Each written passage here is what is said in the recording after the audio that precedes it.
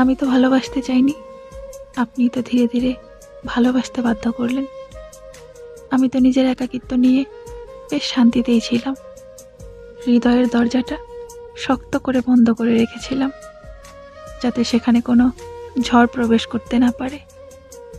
কিন্তু আপনি এলেন এক পশলা বৃষ্টির মতো, পরম মমতায় আমার যত্ন নিলেন, বারবার বোঝাতে চাইলেন আপনি আর সবার মতো নন। আপনার সেই অবিষয় যত্ন, গভীর মায়া আর আমাকে দেওয়া বিশেষ গুরুত্বই ধীরে ধীরে আমার সব দেয়াল ভেঙে দিল।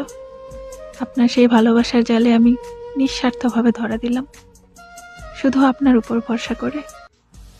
কিন্তু আজ যখন আমি আপনার প্রতি আসক্ত, আপনাকে ছাড়া আমার পুরো পৃথিবীটা শূন্য লাগে, ঠিক তখনই আপনি বদলে গেলেন। এখন এই ভাঙা মন নিয়ে আমি কোথায় যাব? আপনিই তো আমাকে ভালোবাসতে শিখিয়েছিলেন, এখন একা থাকাটা কেন এত কঠিন করে দিলেন?